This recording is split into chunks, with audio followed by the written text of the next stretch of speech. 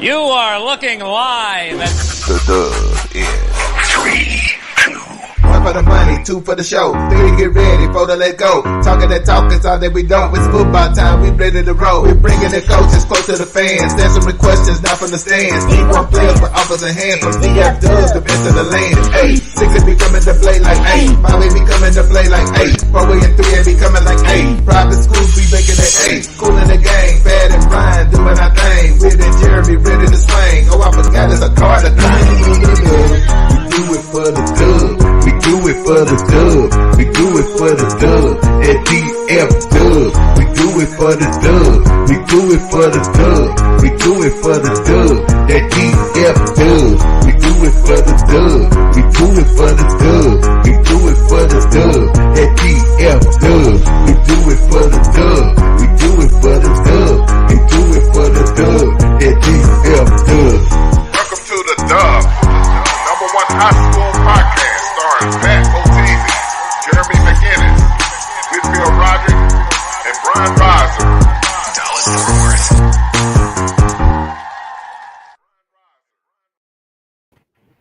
Hey, we do it for the dub.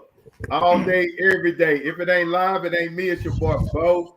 We back in the building. Right. It's going down. What up, B-Rise? What's up, man? Oh, man, just another day in the yay. Whit, what it do? What it do, man? What it do? What it do? Hey, we got one day till football, baby. I can't wait. It's go time. It's go time. Woo! Jay back in the building. What happening? What happening? What's happening, homies? What's Hey, up, we got man? them golden tones of J Mac, man. I think of everybody on the show, he's probably got the most recognizable voice. What y'all think? Country Yeah. hell. Man, who the heck got that ringtone from 1999? Say, Pat. That's Coach There we Barnett, go. man. So that's Coach Barnett right here, man. So we just let him know we'll bring him on at 9:30, 9:45. What time? Nah, we'll By bring on by 9:30. 9:15, 9:20. Tell them to come on in. Tell them now. Yeah, tell them now. We're gonna bring our special guest in first, and I want to see if the graphics are working. We working behind the scenes, but hey, man, look. So Carr has joined the staff, Coach Carr. Will, and we're gonna bring him on in a little bit. I see in the background he's in the dark right now, but man, he's on the staff. We appreciate him. We got to give him his badge to make sure that he can get into games and stuff with us, because they may not know him, but they're gonna know him as he steps on the scene. But we also got another badge to give out. Y'all ready to give out this other badge? Oh yeah. Let's go.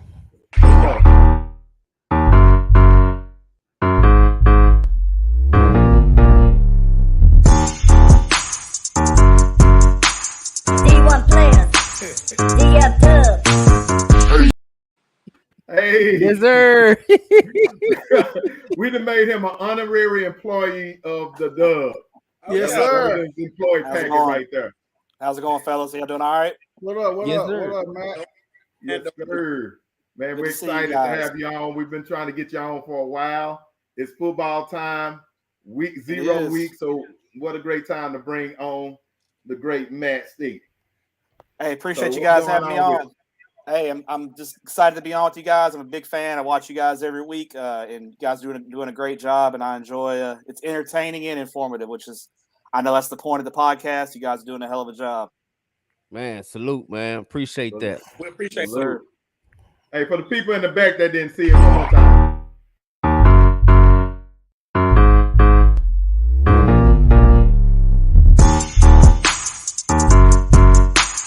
D1 players, DF Dub. He right. Matt look like he can spit some bars on that I tune. know, yeah, like he got a little freestyle game on. Yeah. You got freestyle game, Matt? Maybe in my younger days at Trinity Valley in East Texas, but not now. I'm a little too old for all that. Can't do it, I just get in where I fit in now. No doubt. He always had the backwards hat on. That's his style. So we dig it. We dig it. Yeah. You got to have a look, and that's my signature look. And if I don't wear it, people don't recognize me. So yeah, you got to go with it. Straight out of Absolutely. Everman, Texas, huh? Yes, sir. Fort Worth, Texas. Everman to be specific, and very proud to be from there. And that's where I'm from. That's part of what made me who I am today. Man, we got a Alright. crazy Everman fanatic His son is the quarterback at Everman. Oh, He's you a good talking about player. Snowman? Basketball Hey, is a good man. player, man. He's really good. I'm excited about the Bulldogs this year. You know, we've had a couple of down years, but I mean, there was about a 10-year period where we were kind of the school in Fort Worth, and we, Yeah. you know, won some state championships and had some great years there. And, you know, we've kind of, you know, things have changed in Everman. The community has grown, but the demographics have changed a little bit. And the numbers in the football program haven't been what they were. And I think they're starting to get back up now. And I'm excited to see what they can do because, you know, people from Everman, we're very proud. And I know you guys' audience is very Dallas centric. To me, Everman is kind of like Fort Worth's version of Lancaster, kind of right there on the outskirts. We're kind of we were similar sized communities for a while, similar demographics, similarly located. You know, we're just on 35W instead of 35E. And that's kind of what I view Everman as like. We're kind of Fort Worth, Lancaster, and hopefully we can get back to being one of the elite teams in the Tarrant County area. We've had a history of good football. Hey, they pushed Sock. They pushed Sock last year. I was at that game. They pushed Sock in that playoff game. They was giving them. I think they ran out of gas, but Sock is a better team. Yeah, we got with them a little bit, but they were a better team. It was a little scrap for a little bit. It was a little scrap. Yeah. Hey, Everman. Back in the early 2000s, I used to follow them a lot. I used to be a big fan of Everman. What was that quarterback? Now, I know his first name was Michael. I can't think his last name for nothing. Michael Benton. He was dynamic. Michael Benton. Yeah, I went to school with his older brother graduated with me. Michael was a great athlete, two-time state champion quarterback. He was also a state champion on the basketball. They won state in basketball, and he was a guard on one of those state champion basketball teams. He was a great athlete. He 4-year starter at Eastern New Mexico. Wow. Oh, So they're on a mission to make Everman great again. He was a fan of him. Yeah, he was a great player. That's the plan. We're trying to bring the E-Block back. That's what we call ourselves, the E-Block. We're trying to bring it back. E-Block, right? Hey, tell me, can you tell us something about the new coach? I know they got a new coach this year, right? First year? Yeah, Michael Boone. He's been on staff. I think he's been on staff for 19 years. He was one of the offensive assistants. I think he was the quarterback coach. He was also the head soccer coach as well, and he took over the head coach. Previous head coach is now the athletic director. They kind of split the athletic director, head football coach. As Everman has grown, they decided to split the duties and have just the athletic director and a football coach separate. So Coach Boone took over, and I'm really excited about what he's done with the program. Because I was out there today at the Stickers with Sons, little the decal thing, and they had a good turnout. And there's a lot of people that are excited. Some of the old alums are starting to come back and bring their kids back and try to get back in the program. So I'm excited about what's going on there. We'll see. They're in a tough district. I mean, Mansfield Summit, Ennis, Midlothian Heritage, Burleson, Corsicana, a lot of good football teams in that district. So my man Durham said they going 10-0. The quarterback there, he said they going 10-0. I hope we do. Yes. Hey, it's funny because I know that his dad Snow. We call him Snowman. He cooked some turkey legs for me and stuff at some events and stuff. I need to get out to Everman to see if he's gonna take care of me. Hey, also, do you know a coach named a guy named Paco? I think he played on the state championship game. His name is Mendez. I think Marcus Mendez. Yeah, I know Marcus. Marcus is 2 or 3 years younger than me. I know Marcus. Marcus is a good baseball player too. Yeah, I've known. He's big into baseball. His son, I know him and his son were in Florida during the tournament. Also, he coaches with the Fort Worth Crimson Tide right now. So I call him Paco. Talk to Paco all the time, man. He's good people. Yeah, I've known him since I was in elementary school. So I was like 2 or 3 years older than him. But yeah, I've known him. Oh man, yeah, I got to for a tell long Paco time. tomorrow. Yeah, he's good people. Yes, sir. Yes, sir. He is great people, man. I have awesome conversations with him. Love his family and stuff, man. A great guy. For sure. Yeah, he's a good dude. Small world, man. I didn't even know all that. The 5 degrees of separation, I call it.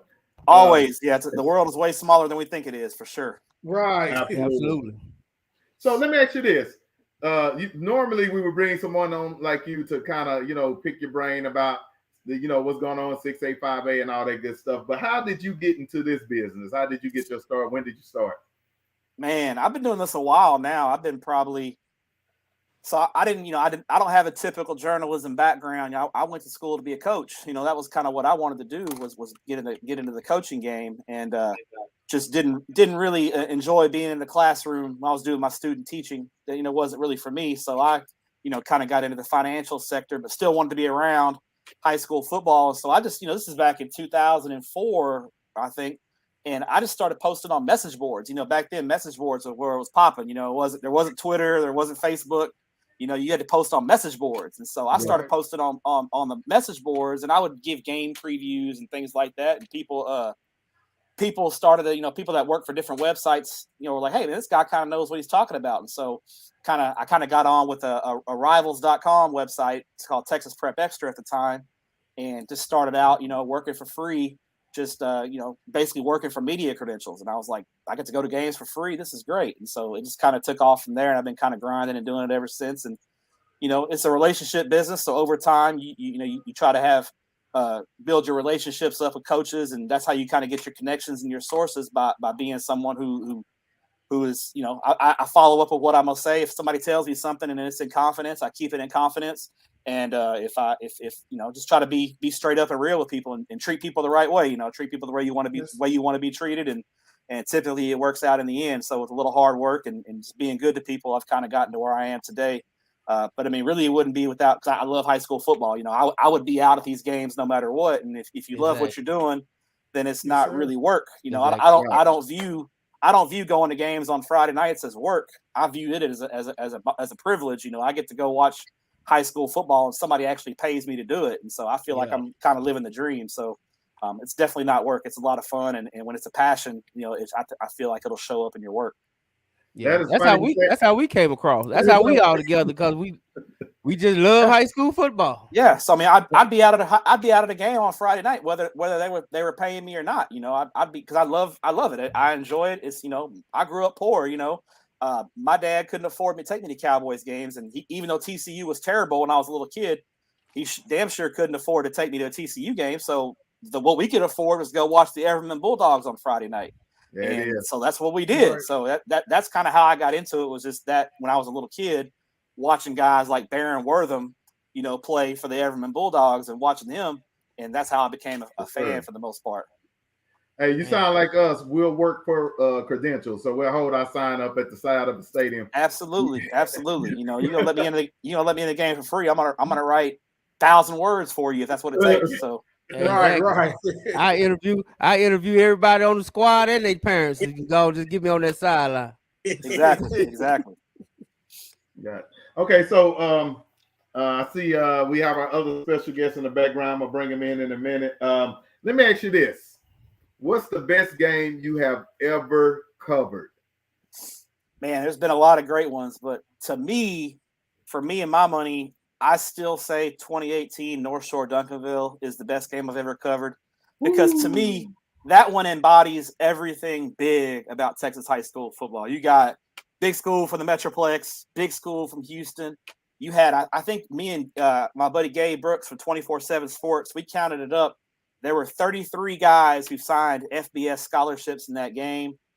You had a huge crowd, 45,000+ people. And people always talk about the Hail Mary, but that was a hell of a game from the jump. Back and forth game from the jump. North Shore would hit him with big plays. Duncanville would come back with big plays. There were trick plays. North Shore put the D tackle at tight end and threw a touchdown pass to him there in the second half. It was a great ball game. And then you wrap it up with the Hail Mary. I feel like that game embodied everything that's big about Texas high school football in one game. But I mean, I've been, I go see 75 games a year, so I see a lot of great games. I mean, I could list off another 10 games that are, almost equally as good. I mean, I've been to some classics. I've been really privileged to see some great games, but I would say North Shore Duncanville for me is number one, and I'm not sure anything will ever top that. I got a question. Did you see the Denton Geyer John Tyler game? No, I was not at that game. I remember following that one along online. That was a hell of that was. I ain't gonna lie. That game probably was the best. It probably was the best, because I ain't never seen nothing like that. No, I got one can top all that. Hey, Matt, did you go to that Highland Park Manville game? I was at Highland Park Manville. I think that's probably number 2 for me. For me, that's number 2. Yes. The only thing I didn't like about Highland Park Manville was there was absolutely no defense played in that game. That was the only thing and part of it is great offense for sure, but there was not good defense in that game. Whereas I felt like the North Shore Duncanville game was more of a complete football game, because both defenses had made some big plays in that game as well. That was a great game. I guess the most underrated game that I've ever seen actually involves Everman. I don't know if you guys remember 2001 when Everman and Forney played at Pennington Field when Forney had DeBrian Blanton. Oh, he was Everman was number 2. Forney was number 1. They played in the second round, and Pennington Field was overflowing. People were standing in the end zones, around the end zone. And Everman made a 4th down stop to win the game, and ended up winning state. That's one of my more underrated games, but since it involves Everman, I got to mention it. Let me you got to represent. You got to represent. For sure. Greatest games I've been to, like far as fan wise, was Cedar Hill DeSoto at Longhorn Stadium. Well, like it was so packed, they wouldn't let nobody else in, and that was like in the first quarter.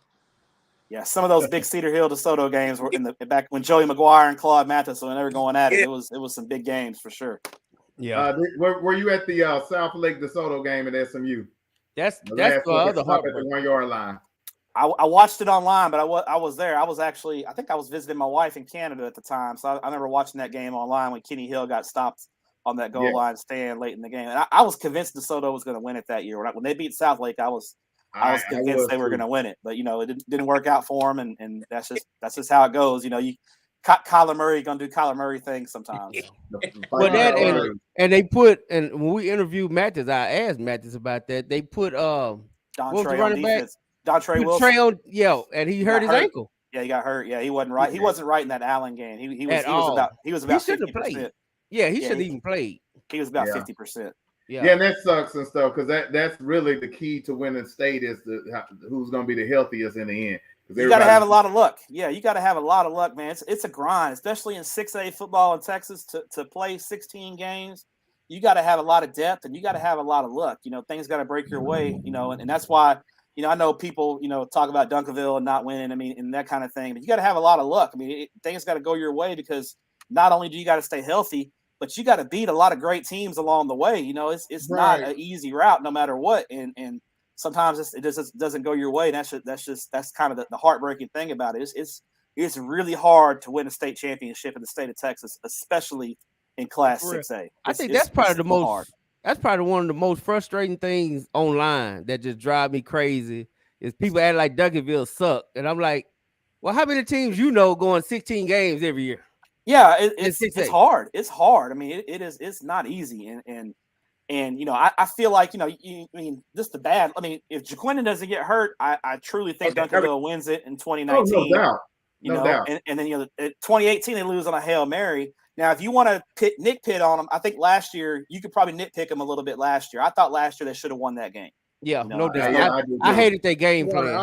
The offensive game plan was the problem. It was an issue. And I talked to the North Shore coaches at coaching school, and they looked at the film and they were like, all we got to do is score 20 points and we'll beat these guys because they're they felt like what Duncanville did offensively played right into their hands. Yeah, it played right in their hands. And North Shore North Shore is not only super talented, but they're a really well coached football team. And they had Duncanville pretty much scouted out and dissected, and they crafted a perfect game plan for a freshman quarterback. And they knew they would have a couple of shots in that game to go deep, and they hit it at the right time and made the play. And that's the result of good coaching and good execution by a freshman quarterback who was wise. And then a D1 that kid who caught that touchdown for North Shore is a D1 kid. I mean, he's committed to UTSA. I mean, he's not no chump. Sure is, yeah. No. And that's something real too, Matt. When you say the North, they just for the whole world to hear it. Panther Nation, y'all just heard it live and clear. North Shore feel like if they score 20, they can beat y'all. That was that one game, man. One game, man. But that's how they felt going. That's how they felt going into the game.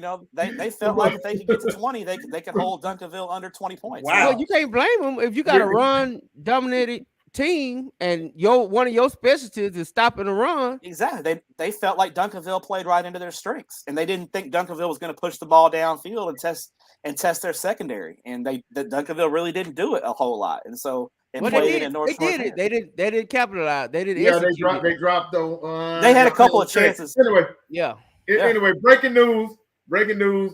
We got Coach Barnett on. Dedicated to the team. J1. To the Big 12. What's up, fellas? How we doing? We doing good, Coach.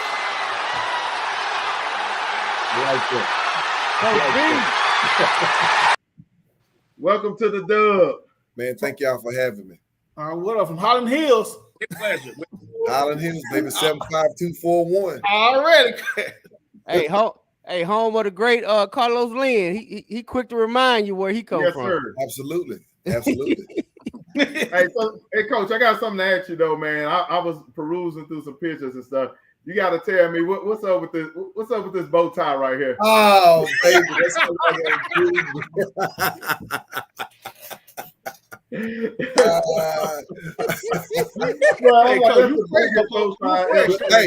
Hey, listen.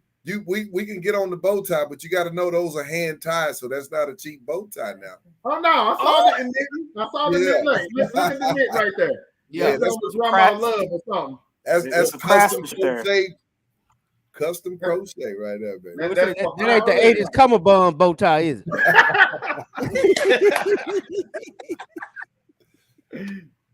Oh Yes, my sir. God.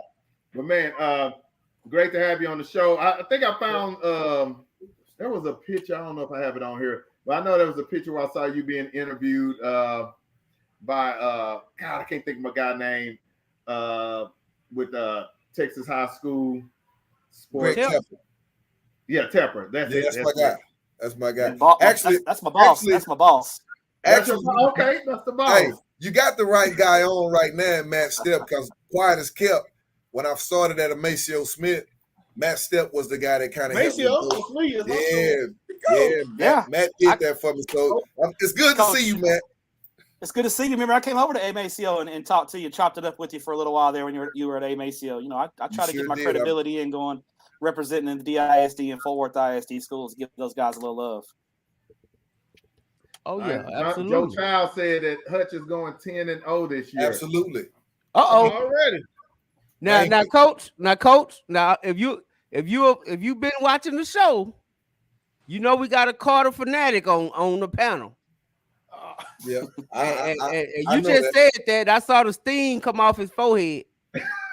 So you gotta be careful. Don't be somebody you gonna whoop Carter behind now. Now let me clarify. We gonna line up and play the football game. We've been doing it for 8 years, you know, and last I checked is 5-3 Hutch. Oh, so we've been lining up for 8 years. Hold on. Say that one more time, just a little bit louder, because he was saying something to Duncanville. I forgot what he was talking about, but say what's the record of Hutch and Carter? 5-3 Wilma Hutchins.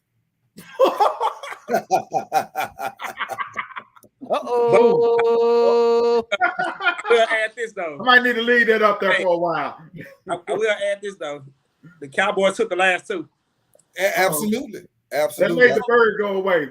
Absolutely. And I think give shout out to Coach Gilbert. He's doing a great job over there, turning that thing around. I think that was an excellent hire for Carter.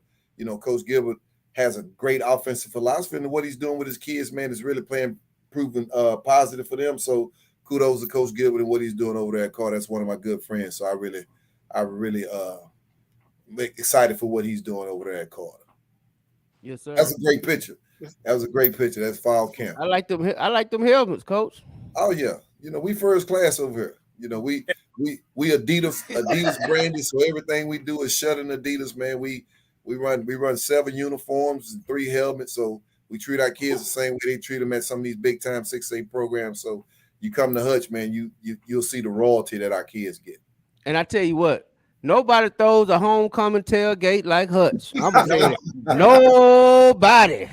Nobody. Hey, the last time I went, Coach, I ain't even make it in the game. No, it's like a smorgasbord of all the meats and vegetables and partying and everything else, the libations you want, man. It's the best homecoming party in the country. Yes, ain't sir. No doubt. Ain't no doubt about that. And you got a home field advantage in DISD for having your own home field and stuff. I wish they would let y'all just decorate that whole field in blue, man. I love the color blue that y'all rock. You know, we actually redid our practice field in the back. It's custom turf, and we have the logo in there. And actually, when you come out this year, the new stadium will look just like our practice field. So all that'll be gone. It'll say Wilma Hutchins Stadium in the middle. The eagle will be royal blue in Columbia. the outline. It's going to be nice, man. It'll be one of the best turf settings in DISD. So you say you actually have an extra practice field that's turfed also? Yes, we do. Okay, so as far as the DISD school, I mean, you guys are really set up for success because you got an on-campus stadium, and now you got that practice. I didn't realize they gave you that. Man, we got to go by with Hutch. I don't even stay that far away, man. Yeah, I'm gonna have to go slide through there and see what. You got to go see it, man. Hey, Hutch Stadium is nice. I don't understand why they don't hold more games over there because I agree. Hutch Stadium is nice. It is. It's nice. Hey, Coach B, I want to ask you a question real quick. A lot of y'all Hutch Nation want to know, is this a typo or is it real? Is the game actually at 10 o'clock Saturday? Yes, sir. It's at 10 a.m. Fort Worth ISD, they don't have the number of stadiums that we have in DISD. So that was the time slot that we could get. I actually put it out there that we could, flip sites so they could come here this year and we'll go to them if we could get a better time. But he pretty much told me, regardless of if we go this year or next year, it's still going to be a 10 a.m. game. Wow. Which, it's super early. You'd rather do that thing at 6 p.m. But with the travel and all that, hey, man, let's get the boys up early. We're thinking about doing a sleepover Friday night so we can keep them out here on campus. Right. Get up early in the morning. We got breakfast coming in and get on the bus, man, and go out there and perform. Hey, Coach, I can imagine your look when you heard about that game. It probably went like that. Now, I want y'all to focus on two things on this picture now. Okay. Because Coach ain't fooling me. Check the bling. Check the bling, the ring, and the watch. You did? Oh yeah. I noticed that too. I'm like, man, that money good at Hutch. Yeah. Man, a state title goes a long way. I think, what was the last state title? 94? 1990. 90. And actually, Carlos Lynn was on that team. Yes, he was. Coach Lynn was on that team. That was a good team. Keith Washington was on that team. He won a Super Bowl with the Baltimore Ravens. That 90s team was really stacked with a lot of good players. Robert Woods, legendary coach too. That was a legendary coach, Robert Woods. Robert Woods. Yep. Yes, sir. And there's another coach that came from that staff. Wasn't Jim Brown on that staff? Jim Brown. Coach Jim Brown. The running back? No, he was a coach. He came over with Ben Dow to DeSoto. That next year. But I never heard of John. You never heard of Jim Brown? No. Matter of fact, we talked about it when we had Jack on. Man ain't even heard of Jim Brown. Not that Jim Brown. Matt young, y'all young. Well, not you, Pat. You're old behind her to know it. I'm probably older than everybody on here. Coach, I bet they scheduled that game at 10 a.m. because they thought it was going to be 120 degrees outside, and they didn't realize we're going to have a cold front come through. Right. Yeah. Facts. I agree. All right. So, Coach, tell me about some of the players on offense that you're looking to be explosive and get to that 10-0 record that people are predicting online anyway. Well, our offense is run through Jarvis Turner. He's a D1 tight end for us. We use him at H-back. Jarvis is going to be our feature guy. We're going to get him off early, let him just carry the load for us. We got a plethora of receivers. Robert Hall is a special. Javon Rowe came back home. He's special. We got a nice dosage of running backs, got the big power back. We got the shifty backs. Our thing this year is going to be, can our quarterback secure the ball? Can he protect the ball, make good decisions? Because what we do, we really run a pretty complex offense where the quarterback has to make those reads. He's got to find the open grass and all that kind of stuff. So if he can do that, I think he's got enough guys around him, especially in the skill spots, to really do some damage this year. So Robert Hall, he's not kin to the Robert Hall from CC Carter. No. We're not gonna make it. No. Coach, I got a question. Coach, I got a question. It's a lady came on our Facebook group and she posted a couple of highlights of I think he was a linebacker, wasn't he? The middle linebacker that he was just cleaning up on y'all scrimmage. I forget the name. Do you know what I'm talking about? Yeah, you talking about Jarian Parks. Jarian Parks. he's playing well. You know, last year he was a defensive end for us. He helped us a little bit on offense as a tight end, but he had a tremendous summer, man. He put on some weight. He got a little faster, he got a little leaner, got a little meaner. And so we give him that Mike back a spot. We run a 3-3 stack defense, so he makes the strength calls. He sends the nose whichever way he wants the nose to go. And then from there, man, he just finds the football. And really, it's a thankless position, but it's a glorified position because every backer that we've had that's played that in that 3-3-5 the past 3-4 years, all of them have been built for tough players of the week. They've all went on to play college ball. So he's got a shot to shine this year. And hopefully, you know, he own up to it and do what he's supposed to do. Oh, yeah, absolutely. Now, what them trenches like? Because I'm going to be honest with you, Coach. Before I say a team good, I got to see what them trenches like because that's where it starts and stops with J-Mac. If you ain't got the trenches, you ain't nothing but a 7-on-7 club. Well, let me tell you this, J-Mac. you and I on the same boat. One of the things we do, and I know some of you guys know Coach Strickland. Y'all went to school with him. Y'all grew up. My classmate. Yeah, man. Coach Strickland is our offensive coordinator. You know, he's played offensive line, he's played defensive line, he's played tight end. So we are not shy about what we do up front on both sides of the ball. So our offensive line will be good. They'll be quick. They'll be physical. Our defensive line it's a growing season for them. We're gonna have a lot of young guys up front. But you know, the one thing that we did this year that has been really beneficial to our program, our summer strength and conditioning, because you got to think, you know, 2 years ago we was on COVID, so the kids couldn't lift. Then last summer, you know, we had some things that kind of kept us from getting in the weight room like we needed to. But this summer, 6 weeks, man, everybody was there, everybody was grinding. And I promise you, you'll see that this year if you come watch Hutch. Hey, Coach B, real quick. You have my high school classmate's son, Blaylock Jr. Uh-huh. Tell me a little bit about Mike. Michael Blaylock is special. He was newcomer of the year last year in the district. Led the guys with, I think, 5 or 6 interceptions. He's got a chance to be a legitimate Division I prospect. What Mike has to do this year, he's got to track the ball just a little bit better, and he's got to show up in the run fit. If he can show the scouts that he can tackle, he'll definitely make y'all proud. He'll earn him a nice scholarship because he has the ball skills. He can cover anyone, man. We are excited about Michael Blaylock. Yes, and sir. also that same subject, we've been rivals for years, so I've been knowing everything about y'all. Tell me how special Kyle Douglas was, man. To see that kid play myself, that was a dynamic dude. You know, we raised Kyle because his dad and our best friend. We really close. And so Kyle and my son went to school together since the 2nd grade. And, you know, he had an opportunity to go to Red Oak because that's where they live. And so he brought all that here, man. And his junior year, absolutely spectacular. And honestly, I tell Coach Strickland this all the time. That's the season I blew it. You know, we had Julio playing receiver. He was a 1,000-yard receiver. Kendall Gilmore was a 900-yard receiver.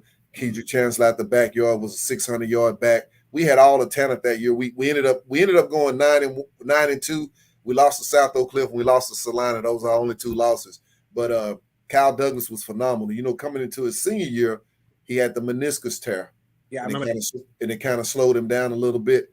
But if he didn't have that injury, man, he'd probably be playing, you know, Division I ball right now. Kyle was absolutely amazing.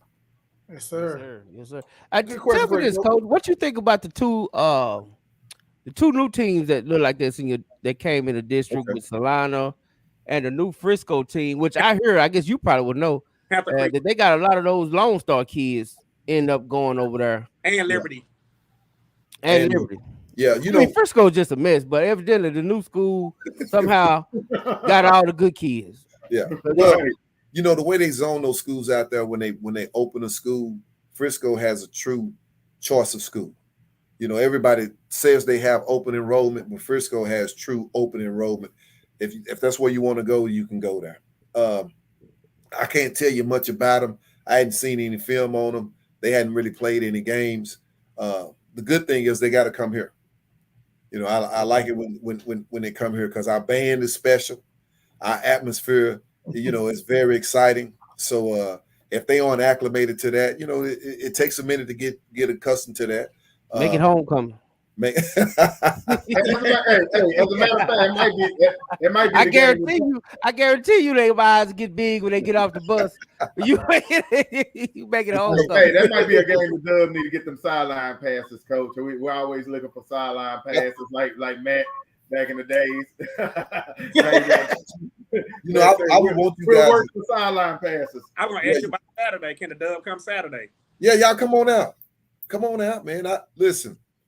The one thing we want is this. We want you guys to, talk about our program, talk about our kids, talk about our coaches, because unlike all the other schools in DISD, everybody knows the history of Carter. Everybody knows the history of South Oak Cliff, the history of Lincoln, the history of Kimball.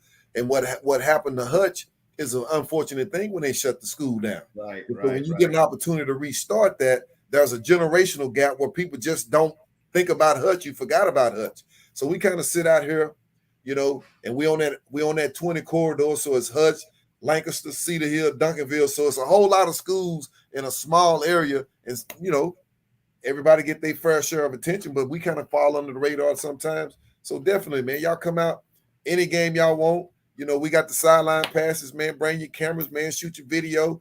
Do your interviews, because we want that exposure. We want people to know that we play.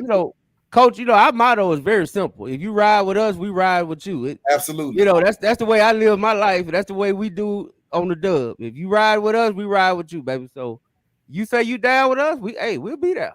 I love it. Oh yeah, we'll be there, Coach. Clark Stadium. Is it Clark? Clark Stadium, yes, sir. I'm there. Yes, sir. Come on out, man. All right, Matt, you got any questions? Now, what Coach was talking about when Hutch closed down, I think a lot of people who don't really know the history, you remember the year that Hutch closed down, they were bringing back like 19 starters from a team that lost in the third round of the playoffs that year.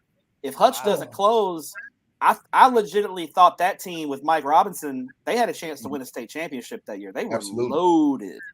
Like they played Tatum in the third round. That Tatum team won a state championship in 3A that year, and Hutch pushed them harder than anyone, and they brought back a ton of kids. So, timing and kind of how things work out is everything, because if they'd have lasted one more year, Hutch, the history could have been a lot different, but man, right. I've been riding with Coach since he was at AMACO, and he was always good to me in the media. So Coach Barnett's definitely one of my guys. And you were talking about that year that you guys lost to Salina in the playoffs. I remember that game very well, because y'all pushed Salina to the limit. Y'all really should have won that game. That was at Standard Stadium, and nobody was really talking about that game. And I felt like, that was a year, I don't know how you feel, but I felt like that was one that got away from you guys, because I felt like y'all were probably the better team that night. Yes, sir. Right. I agree. But what get overlooked with Wilma Hutchins? A lot of people don't realize, not last year, but the year before, Wilma Hutchins defeated that same Kaufman team in the first round. Right. That defeated Carter last year. Right. And they also, to me, I was at the La Vega game. I mean, I feel like if Jalen would have never got kicked out the game, I feel like that game would have been a lot close, or y'all would have beat them. Because I feel like y'all actually was giving it to them pretty good, and it just got away from y'all. But y'all played a hell of a game in like that first and second quarter. It's just that second half, they just came out and wanted it more. But I feel like if that never happened to Jalen, it would have been a different game. Because when he was in there, he was eating that secondary up. And unfortunately, that happened. That was the COVID year.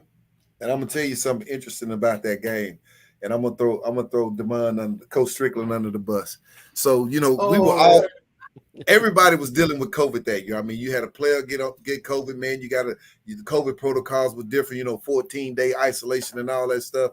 So we go into that deal, and coach is over at his school. And if any kid gets sick, he's got a quarantine.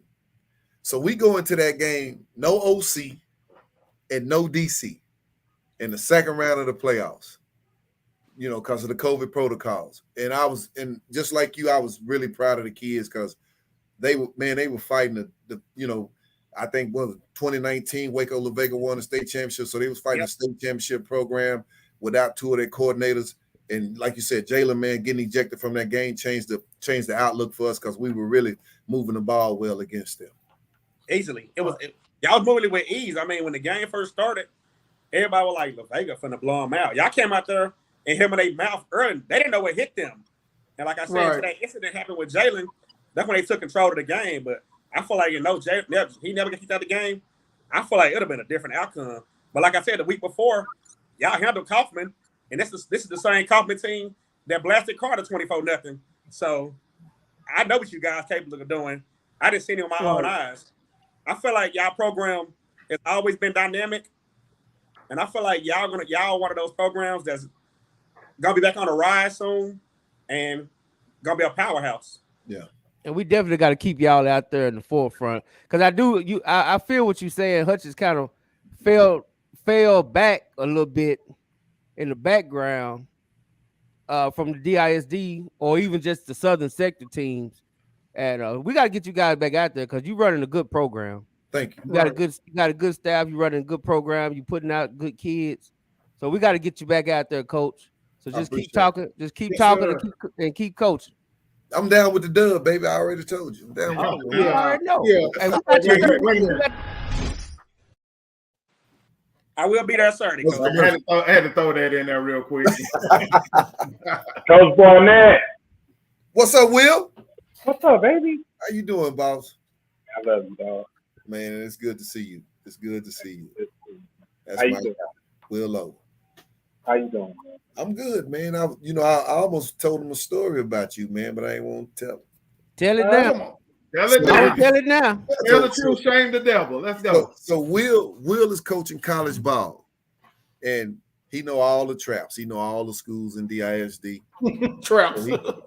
So he comes by my school, and I got a receiver, Keandre McKnight. Like I said, the guy was 1,000-yard receiver. I remember him.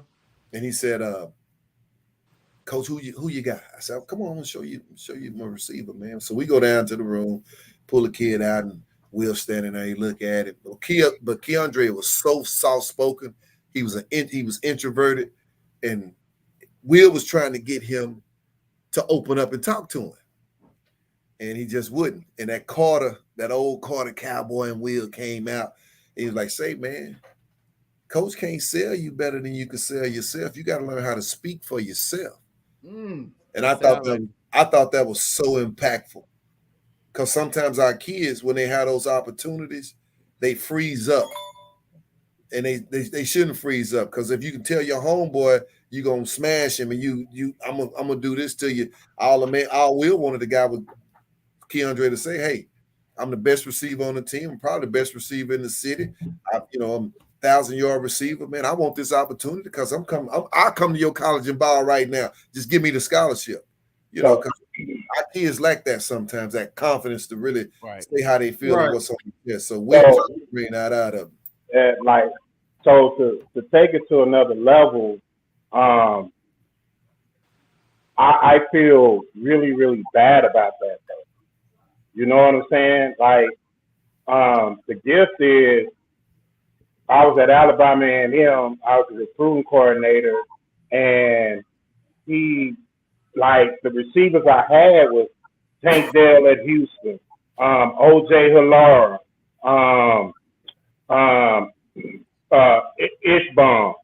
We had just ballers. And I remember when I would show the coaches his film, because I had to fight for him. And so I was like, dude, this dude. And they kept saying, "Oh, man, he always open." I said, "Well, damn, I said, "Well, he's a receiver." So I thought I was 7-11, right? So every time I come in the office, it's like, "Oh, what you got to say about 7-11? I just said, "Man, the dude always open, man. If I want a receiver, I want a cat that's always open. It just don't matter, right?" So to make a long story short, man, the kid committed to us, and me being if I'd have known what I knew now, right? I was in a great situation, but I had a chance to become an assistant head coach. And, and ultimately I got a chance to become the interim head coach. So I took that move, which really caused a communication gap between him and having the opportunity to really shine. Because I'm going to just tell you this, the other receiver was Tyrese Chambers. So we had killers. And I promise you this, that dude was better than 99.9% of them. Like he was just so smooth. I remember we sitting in the office and I'm bragging on this dude with coach, and this is after the dude, he a senior, and Missouri was in there. Missouri was sitting in that chair, and Missouri said, Coach, we'll offer him right now. And Coach Barnett was like, man, he's a senior. And dude was like, yeah, man, we can't take him. Like, that's how cold he was. And when you know, so I always say this, man, whenever you go to William Hutchins and get a Coach Barnett kid, you're going to get you a solid kid. And that one, I take that one, Coach, on the chin. So I definitely got to apologize to you for that one because yeah, if I would say that kid would have been, you know what I'm saying? And it is what it is, but man, yeah, I love that kid, man. He's a heck of a player. Solid. Will speechless. That's a first. You ain't lying. But if you know Will, one thing about, and that's why we brought him on with the dub while he taking him a little break, is cause Will tell it like it is. Now, I've been knowing Will all my life, you know. You say he a Carter kid, I say he an Oak Cliff kid, cause we both grew up in Oak Cliff. Adele Turner, Atwell, all the way on up. So he tell it like it is, and it's crazy because little story about Will. We was at the North Crowley Mesquite Horn scrimmage, and Will just so happened to be next to another coach. You remember this Will, Coach Wilson, Allen Wilson. And I was like, man, it's about 10, 15 D1 kids out there. And Will look at Coach Wilson, and Coach Wilson look at me and say, where? I was out there on the field. They said it's all in the paper, it's all on the internet. It's 10, 15 D1 kids out there. Coach, they look at each other and say, well, our definition of great and your definition of great ain't the same.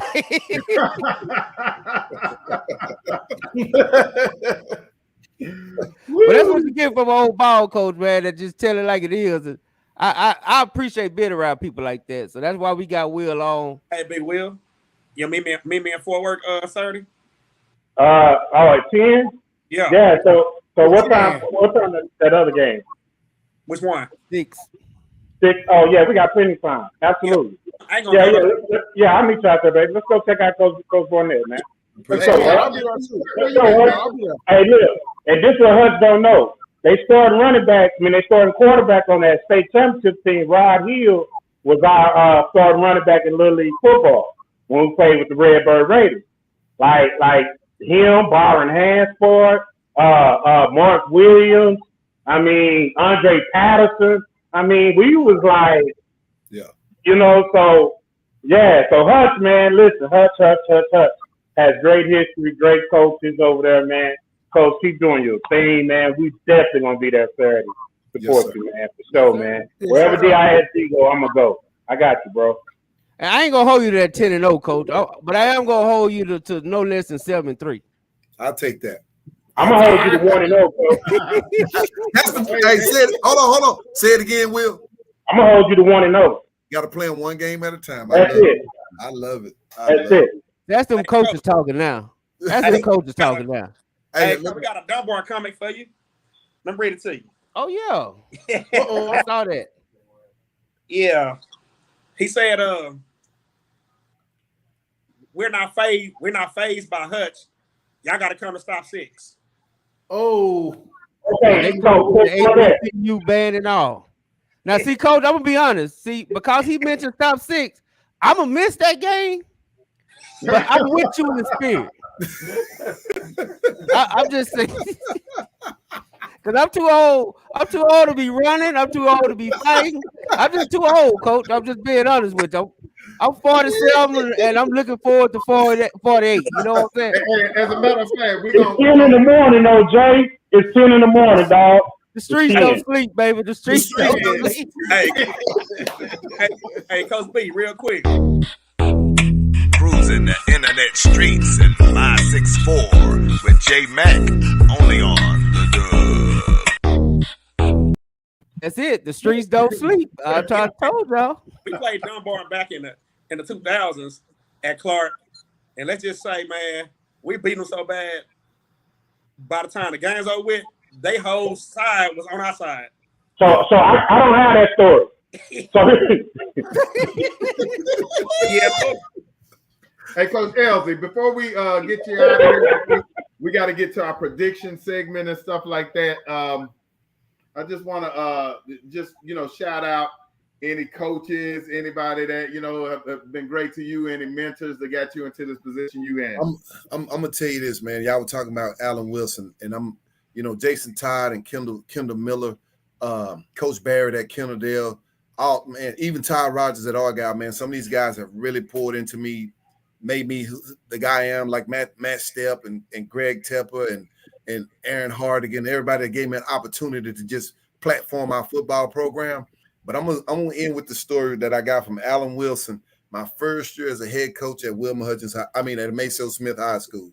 So the boys out there on the field, they doing their pregame warm up, and Coach Wilson always drove his black Ford Frontier to the games. He never rode on the bus. So I'm coming out the locker room and I'm sprinting. I'm running out there because I don't want to miss the pregame. And he says, "Hey," and I look. I said, "Coach." He said, "Hey, come here." And he's just sitting on his truck. And I said, "What's up, Coach?" He said, "Where you going?"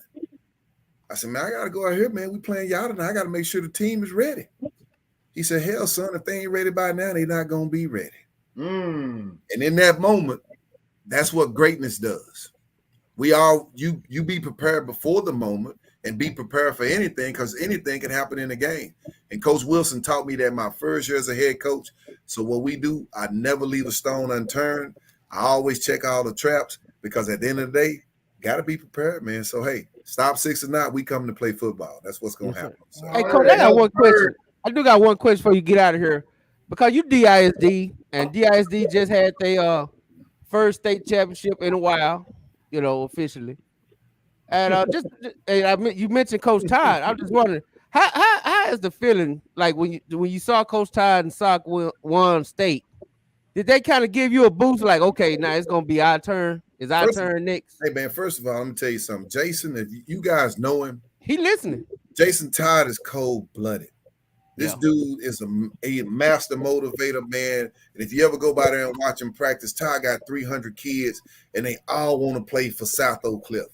That's hard to do in the inner city, to get a kid to be hungry every day, all day, to be a winner, to be a champion. So I take my hat off to Coach Todd for doing that. And actually, I talked to him on Monday just to call him, give me some inspiration, because when they won that state championship, it made me go back and replay all the seasons and everything that I didn't do so well. And so I'm coming into this thing this year. We got it on the board, 12/16/2022. It's written on the board, 12/16/2022. Every kid, 12/16/2022, because that's the night we want to be playing. I want Greg Tepper there to interview me. I want Matthew Stepp there to talk about it. I want to see Aaron Hardigan with the show, because that's what we're talking about. Now, in order for all that to come to fruition, we got to do our part as coaches. Our kids got to do their part as players. And the community and the dub, man, y'all got to show us some love, and let's go make this. Hey, Coach. Yes, sir. 16, Coach. When y'all marching out on that field, the dub right behind you. That's what I'm saying. Give me the flag. Give me the flag. I come around down there with the flag. You did. Hey, B, before you leave, was you on a Maceo? Was you coaching Maceo back when they had Ron on them? No, Ronald Simmons he's before me. He played for Coach Callahan. Okay. Yeah, he played with me. Okay. Yeah. I played with you? Yeah, I came out 03. Yeah. Okay, y'all was some bad boys. Yeah. Yeah. Where y'all young? Yeah. All these youngsters, ain't they young? Well, I feel old. I'm Duncanville 88, so I'm way back then. I was listening to the show, and y'all was talking about the greatest games y'all ever seen. And I ain't gonna date myself, or I'm gonna be more recently, because a lot of times the 4A and the 5A schools don't get a lot of love. We always talk about the 6A schools. But there's a guy right now playing for the Denver Broncos named Baron Browning that played at Kennedale High School. The best high school football game I ever saw was Midlothian Heritage and Kennedale out here in Vernon, out in Mansfield. That boy put on a show that night, and you could see that he was going to be an NFL player that night. One of the best games I've ever seen as a high school coach. Hey, man, that was a cold-blooded player too, man. Yeah. Oh my God. Baron Browning is an Everman boy, really. I went to school with his mama and his daddy. Yeah, you know, all of them. Hey, we can say that about a lot of them teams out there on the 817. Yeah. Hey, Coach Carr said respect to you, Coach. I appreciate it, man. Yes, sir. Appreciate having you on, Coach. Definitely will be invading your sideline soon. I think we might do that game with you said Frisco, the new Frisco school is out there. Yeah. Yeah, I want to see that. Panther. Yeah. So we'll definitely come out there for that. Man, much success to your program. Also, I think stop by practice next week or something. Come on by.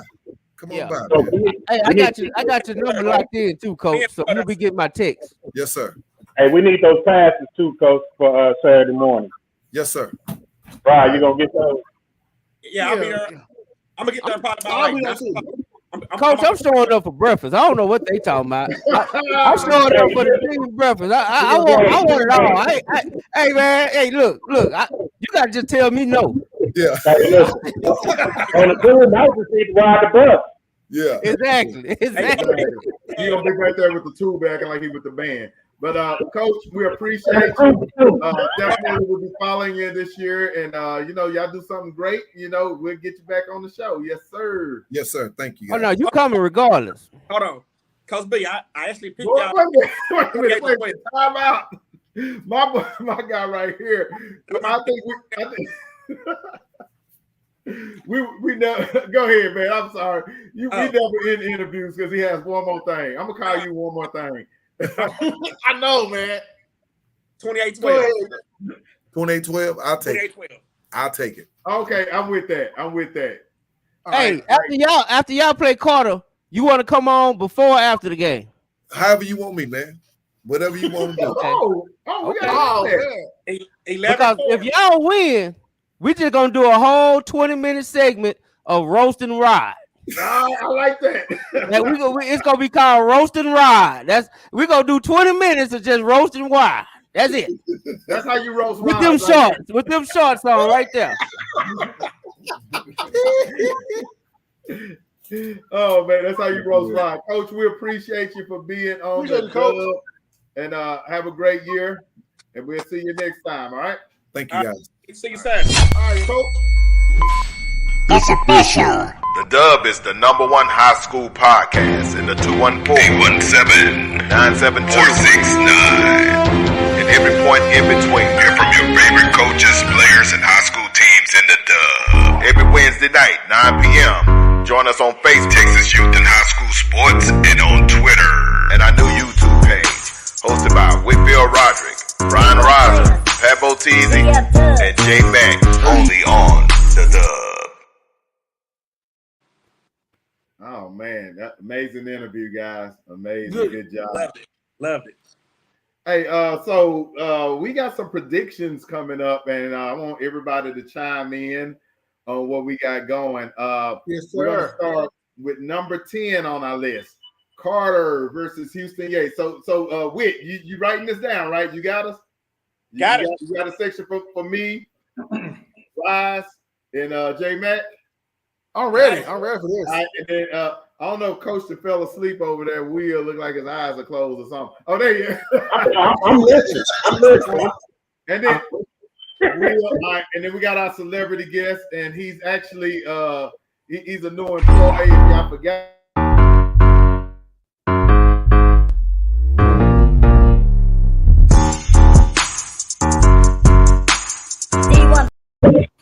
For that. So yeah, a new employee. So he'll be making appearances whenever he wants to.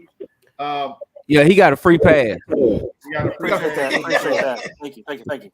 All right, so, number 10, Carter versus Houston Yates. Predictions. We'll start with B Rise. All right, this is my prediction. Well, I don't know much about Yates, but I do know they lost their best player. He transferred to King, and they lost their quarterback. But at the same time, Carter, they lost 30-something seniors last year. 40. Okay, like I said, I don't know much about Yates and Carter. They're rebuilding. I'm gonna go with Yates, man. Dang. 28-21. The reason why, it's a home game for him, and I I'm going with the home team in Yates. All right, Matt. Man. What we look like? I got a rule about non-district games and teams traveling more than 3 hours. It's really tough in non-district when you have to travel that far, especially early in the season. Even though Yates has a brand new head coach and he got hired really late, I'll give Yates the edge. I'll go 26-23. All right, Mr. Will. Ooh, so because I know absolutely nothing about Yates, I know that they just like Matt said, they just hired a new head coach. I didn't know their best players transferred. I do know Carter lost quite a bit senior. 40 Rod, that's a lot. So they all are in the same coach. I'm gonna go with Carter just so you know. Carter's gonna go 10-0 because I'm never gonna go against Carter. Just so you. Okay. All right, so Carter wins 1-0. All right. There you go. Thank you. All right, J Mac. I'm just gonna tell you. Well, number one, like Matt said, I did see they hired that coach like late, like crazy late. Plus, I'm sorry, man, but I just don't believe in no team that wear yellow and red unless you the Oak Cliff Redskins. So I'm going Carter. You know, I am anti-Houston in every sense of the word. I am a true Dallas person. So I'm anti-Houston on everything. So yeah, give me Carter 40. Fawty. F-A-W-T-Y. Fawty. Nothing. Ooh. Okay. All right, I'm gonna go and then we'll save it for my guy Wick because he's just smiling too hard.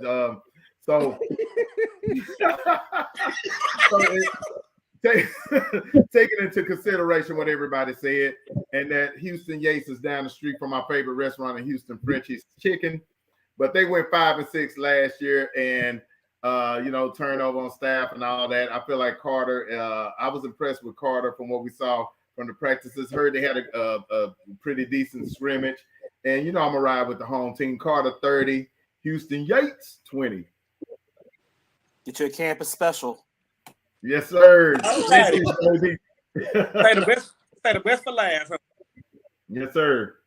Well, it ain't no secret. J Mac don't like my hometown, but I do. I'm originally from Houston 3rd Ward area, right across from Yates High School. So, with that being said, I have a lot of ties to the 3rd Ward area, and I love 3rd Ward to the heart. But everybody knows me knows I'm a Carter Cowboy till I die. Shout out to my little cousin, Yates quarterback, Broderick Brown. I really do hope he go in there and hit my boys for at least by 2 touchdowns, family-wise. But when it's all said and done, Carter has Mr. Quay Robinson, Mr. Jalen Jones, Mr. Nico Johnson. Cowboys, baby, 34-21. You lucky this a kid-friendly show, because I'll tell you about you and your hometown. All right, so next up on the docket, number 9 matchup. This is probably one of the best matchups of the weekend as well. Ennis versus Waxahachie, the 101st battle of 287. We had Mr. Iverson on the Ivo on the broadcast. And I know it hurt his feelings last year when they took the L. This year, they are not going to take an L. I'm going to go Waxahachie 41, Ennis 38 in a great epic battle. Hold on. Let me write it down. Hold on. All right. B-Rise, what you got? Well, the rival games are always tough. Ennis won last year, but I don't see them winning this year, man. I think Waxahachie got the talent they need, I'm going 42-20. I don't think it's gonna be close this year. Who you got, Ennis? No. I think Waxahachie gonna know. I got Waxahachie 42-20. Oh yeah, Mr. Iverson gonna get about 3 tutties. Yeah. All right, Matt. Yeah, I don't think it's gonna be close this year. And Waxahachie is a sleeping giant down there on I-35. I'm telling you guys, they're about to blow up. I know it's a rivalry game. Ennis will bring their best shot, but they don't have the numbers, the depth. I think Hatchie wins 34-17. Let's go. Willie Will. Say, man, we on the same page right now, man. I scored. Let's I got Ennis. 21-7 because nobody's giving Ennis a shot. And Ennis is still Ennis. Oh, Ennis is Ennis, for sure. For sure. But I think Mr. Iverson is the difference. Well, J Mac. Hey, hey man, I am on board. I am Team Waxahachie. I said this Sunday night on the show. Waxahachie coming second in district. I'm telling you now. Woo. They coming second in district. You know. Not the presses. Hey, it is what it is. I don't care who think it's personal. I'm telling you, they coming second in district. And I think Mr. Coach Tyler is about to show everybody down south why he is one of the top defensive-minded coaches in the business. And so I don't see a high-scoring game at all. I think Hatch pretty much keep it low scoring and then score a couple touchdowns in the fourth quarter. And I'm gonna say 24-10. Somebody said behind the soda. God, dog. Well, you just stirred up a hornet's nest on that. No, well, Duncanville winning district. If y'all want me to spell it out for you, Duncanville winning district and Waxahachie coming second. So y'all can play with all the rest of it, however you want to play with it. Hey, Whit, who you with? Who you with? Ennis lost a lot from last year, man. The dynamic running backs, the receiver, and that dynamic quarterback. I don't know what Coach Harold got cooking this year, but I do know that Waxahachie is hungry.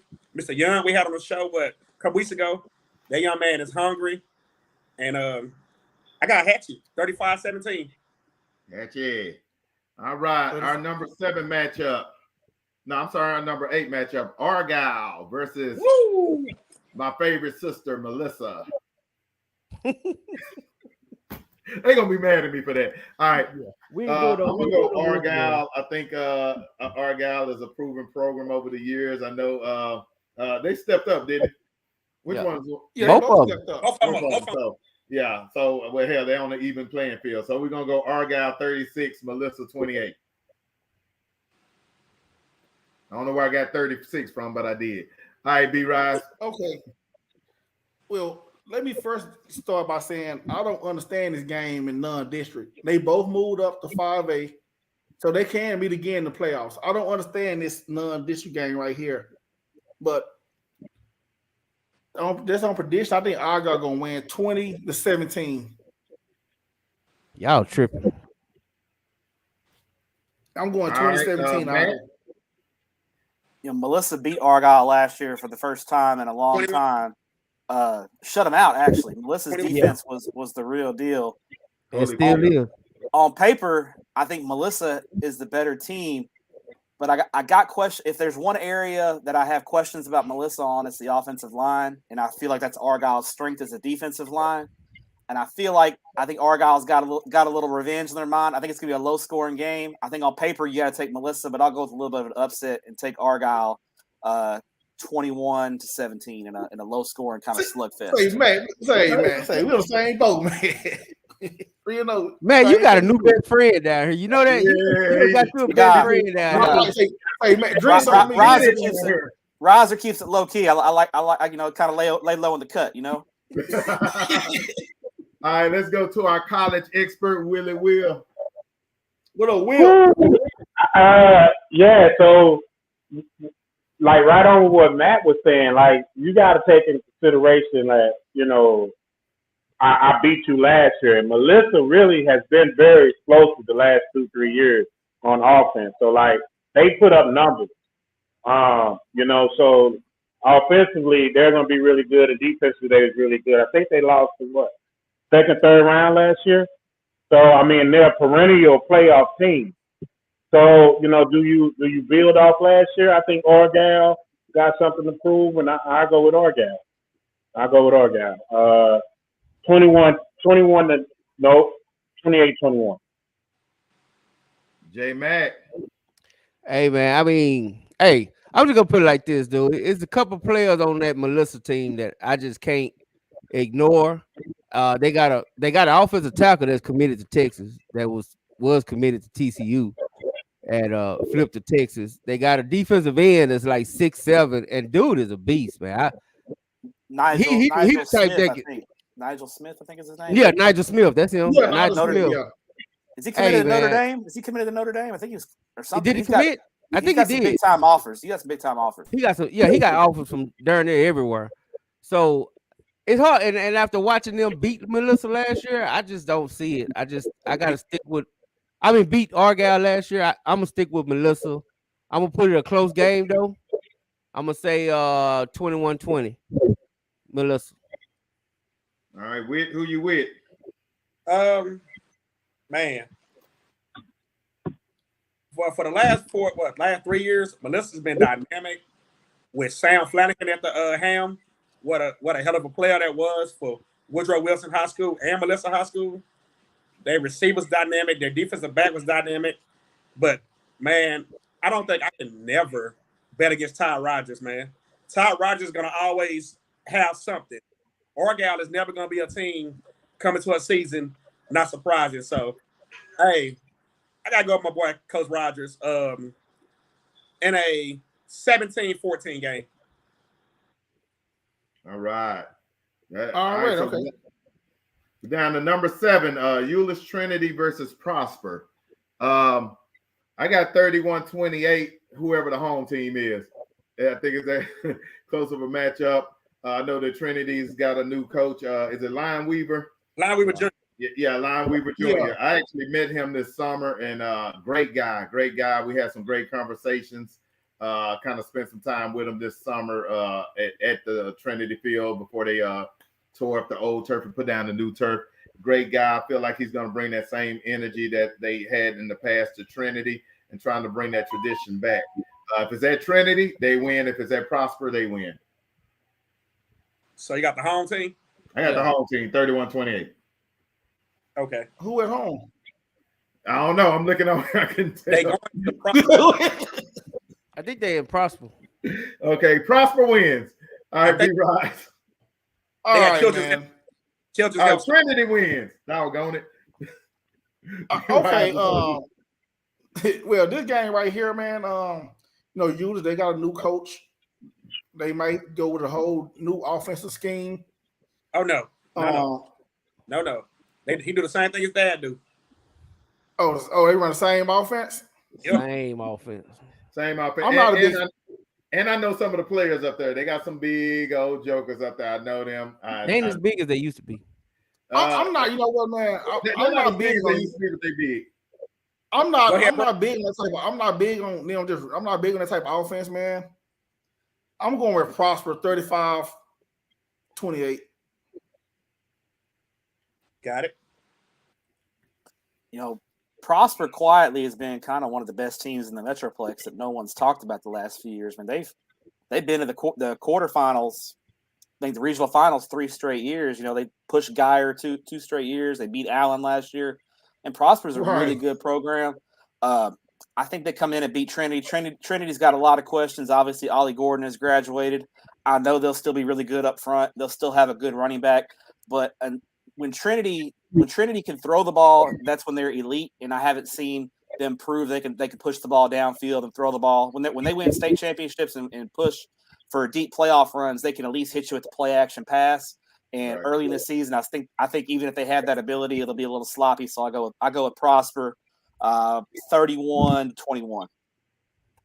Man, Matt, I gotta change my vote. Go ahead. It's a great analysis on that. You got a chance to watch Trinity go against Duncanville.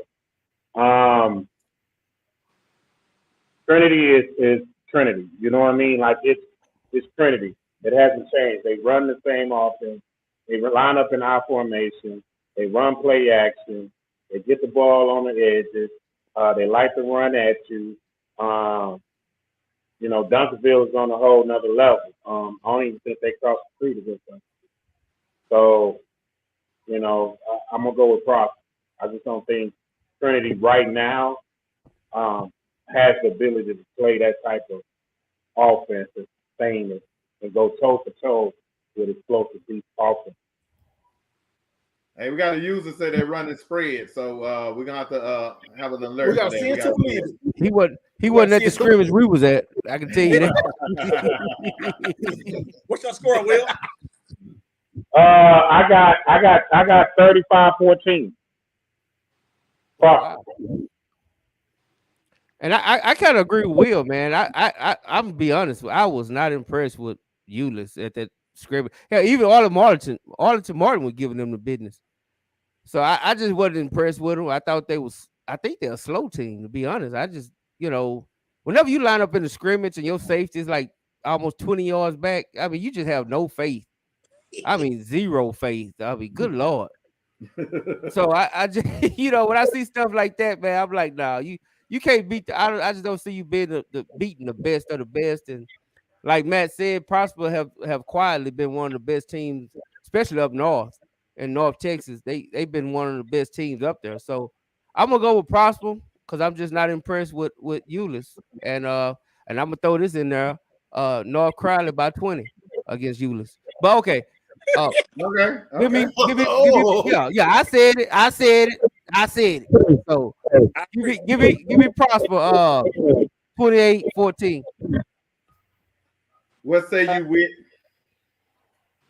Man, that's a good one, J Mac. It's hard to bet against a line weaver team, whether it's son or dad. I actually watched a Trinity team who struggled in a scrimmage in the first game of the season. Gave what's the California team, Matt? That was undefeated.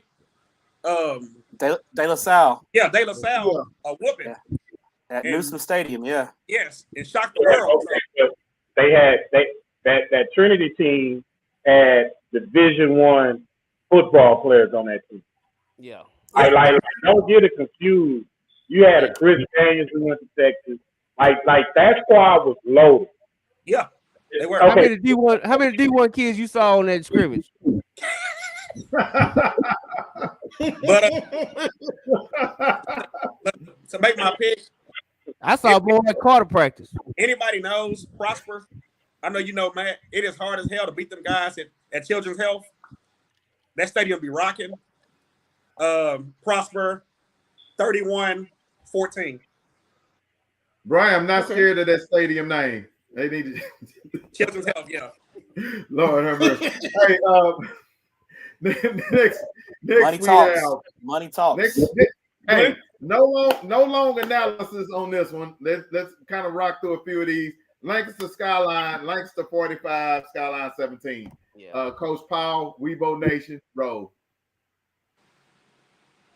Be right, Brian. Okay, I'm gonna keep this one short and simple, man. I got Langston 28-14. Weibo rolls 42-7. Man, y'all going fast. Lancaster 21-0. Damn, boy, y'all just gonna disrespect my boy Jacoby, huh? Jacoby Coleman can't get no love up in here, huh? Don't worry, Jacoby. I got your back, brother. I got your back. I'm gonna give you 10 points, brother. I'm gonna give you 10. I got your back, homie. I gotta go higher. I'm gonna give you 16 points, Jacoby. I got your back. I got that's your my back. Frat brother. That's my frat. Yeah, that's your frat brother. Yeah. So I got Skyline 16, Langston 36.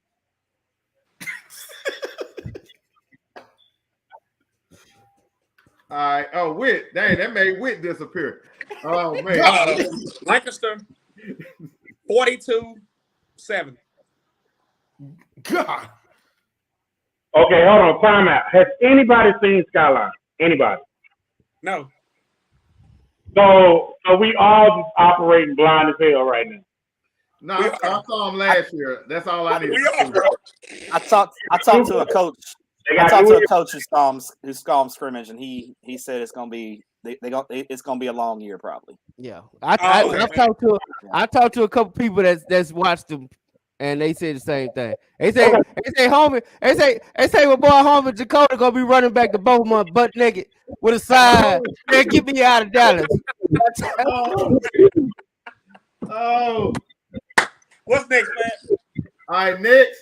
This is probably gonna be the man. It's probably gonna be the best game. Well, the second best game of the day. I say we'll get to the best game of the day. But Cedar Hill versus Rockwall Heath. No, I'm sorry, Rockwall. Yeah, Cedar Hill versus Rockwall at the Star in Frisco. I wanted to go to that game, but I got to go out of town to my son's college game, so I am pissed because I'm gonna miss that game and the sock game, but I can watch that on TV. Man, that's gonna be 52-50 somebody. I'm a roll. Look, and I ain't gonna lie. I like Cedar Hill. I'm still unsure of Cedar Hill in some spots. This looks like a game that they may lose and then come back and do some great things during the season. I'm gonna go 52-50 Rockwall. B-Rock. All right. I think Anthony Edwards, quarterback of Cedar Hill, he's gonna have his coming out party against Rockwall. I'm going Cedar Hill, man. It's an upset. In my opinion, I think Cedar Hill gonna win 42-35. I got Rockwall 38-34. They're going to go to a more of a running offense with the quarterback, and it's going to shake things up a little bit. 38-34 Rockwall. I got Cedar Hill. I got Coach Glenn. I believe what they're doing over there. I know Rockwall has really, really been impressive the last couple of years. However, I think Cedar Hill is really they're building off of two things that you don't know, but I'm curious of. One is they lost their defense coordinator. So how much is that going to hurt their defense? But they are a school that reloads. Not the first time he's lost a coordinator and reloaded. So I'm not necessarily worried about that. They are building off what they had last year, and I don't see them going back. I'm going to go with Cedar Hill, man. I'm going to go with Cedar Hill. 28-14. Hey, they did lose their best defensive player, though, correct? Cedar Hill? Yeah. Well, he's out for a year. Yeah, for the year. Salter. So you lose Salter. your coordinator and your Salter. Yeah. And lose your best defensive player. That's a tough thing to swallow. You always lose that, though, right? Like, that's a No, not. well, I guess what I'm saying is Nick Saban loses his coordinators and always get better players. I'm saying that's not the first time Coach Lynn has lost a coordinator. Oh, no. The following year. You know what I'm saying? I just think that Cedar Hill is a different school. Now, if you're talking about a school who doesn't have that tradition and gets those once-in-a-lifetime type players and coaches, that's something totally different. Right. But a school is always going to rebuild and repeat. Right. I got well, one thing I can tell you about that, Will, is actually they lost their last two defensive coordinators. Two of my guys, Coach Harris and Coach Gates. So and Coach Lynn is a defensive guy himself, so I don't really worry about defense with Cedar Hill.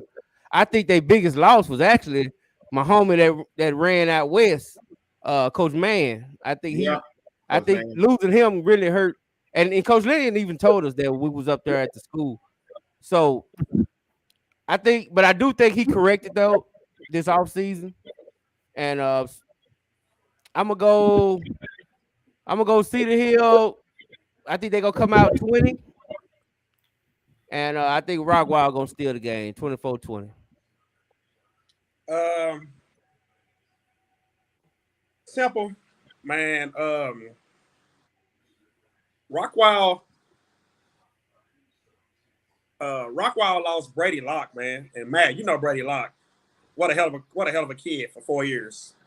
He ain't looked that good against Soto. What a hell of a kid. And I heard they moved a linebacker to quarterback. I'm not really sold on that. Turn those horns loose. Like Pat said, 52-45 overtime.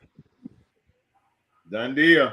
Next, we got Geyer and Rockwall Heath. Geyer all day. I know he threw up some massive numbers last year, but I'm a fan of the North. That was what they call it up there in Denton with Geyer and Ryan and all those. We actually need to kind of feature them a little bit. So, all his fans out there, we'll get up that way. I'm going with Geyer, 38, he 28. All right. Like I said, I got Geyer going back to state this year. They got a 5-star quarterback. They got 2 D1 cornerbacks, and they always talented. I think I'm just my prediction. I'm just go 42-21. Heath graduated real heavy last year. They got a new head coach. I think Geyer rolls 42-24. I got 34-14 guys.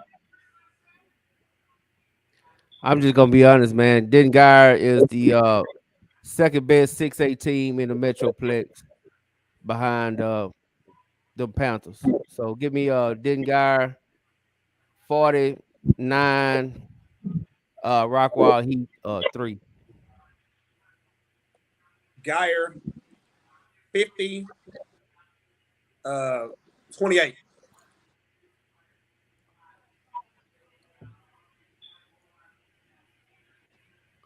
What's up, Pat? Okay. Oh, I'm sorry. It's back to me. My bad.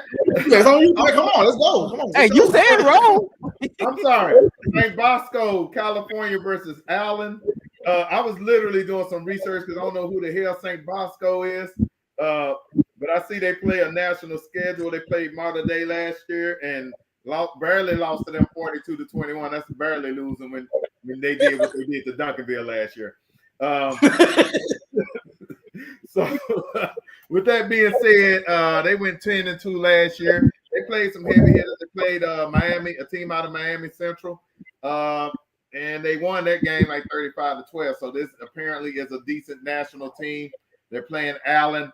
I feel like Allen's had a lot of turnover lately between coaching staffs and players. Allen is Allen. The fighting Calamers are going to do what they do.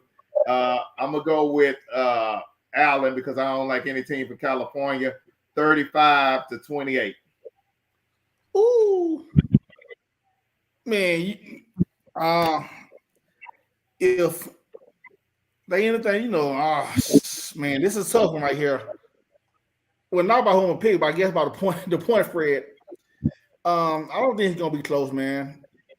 Like those private schools out there, man, they get kids from all over the region out there, and the talent level is a little bit different. So I'm gonna go Roscoe 42-21.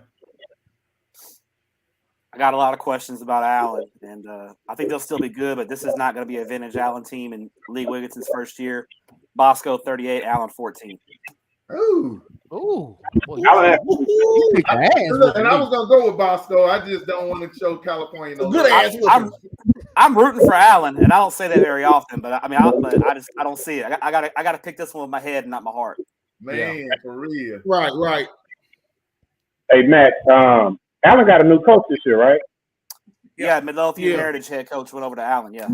Yeah. So, and he got hired late too, right? Like, right. He got hired like the week after spring ball ended. Yeah. Yeah. So he didn't get a spring with his kids. Nope. All right. And he's going against the machine out of Cali. You know what? I'm a homer. I don't care. Texas or nothing. Texas versus everybody. I'm gonna go with Allen, and whatever the score is, it's going to end up being whatever that is, as long as Allen got more points at the end of the game. I got Allen 1-0. Pick something. We'll pick 1-0. Hey, Pat. Yes, sir. Check the private chat. All right, let me look. But go ahead.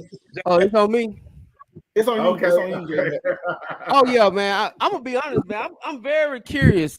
I believe this game right here is gonna tell me what Allen got at QB. Because I've been hearing the hype, I've been hearing it, but you know me, I don't believe nothing until I see it. I don't believe in the hyper Allen. I don't see how you can have a track team that fast and then let Southlake just beat the brakes off of you. So I just got a lot of questions about Allen. You know what I'm saying? I need to see what the QB like. I need to see, does that track speed actually translate to the football field? So I'm a little nervous. I want to pick Allen, but I can't. So I'm gonna pick Bosco. Give me and Allen lost their best defensive player that moved down to Houston. So back to Houston. So I just got to give it to Bosco. I'm gonna pick a good old fashioned butt whooping. Give me 60-3. Woo! God. Yeah. Man. I don't know. Whoa. I don't know. But hey, I wish that happened back in Kyler Murray's day. He transferred back to, but that's another story. Hey, what you got, man? Man, if this was a Tom Westenberg team, I would pick Allen easily, even without Kyler Murray, because Westenberg coached the best of them from Murray on down. So, Allen Nation, hate to tell you this, but you guys gonna be 84-2 after Friday night at home. St. Bosco, 45-21. All right, St. Roscoe Pico Train is the look like it's gonna take the win over there. The next one we got is another Saint. There's a lot of Saints in the building. We got DeSoto versus St. Augustine de la Soul or whatever they are. But I talked to Coach Mathis yesterday before they boarded the plane out to Oregon, and he was feeling very confident about this team. I was upset with him because I told him, why didn't he schedule a game like this when my son played for DeSoto? I was like, my son wanted to be on that trip. But they're going to go up there and kick butt and take names, 56-27. The Fighting U will do what they do and come back home with the victory.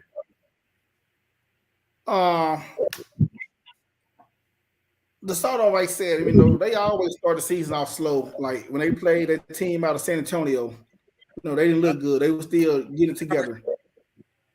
And if they didn't look anything like that scrimmage against Leicester, man, you know, they may have a little problem. But, you know, this team out of New Orleans, I looked at the background on them. You know, they wasn't too good the past 3 years or so. 4 and 6 or something, yeah.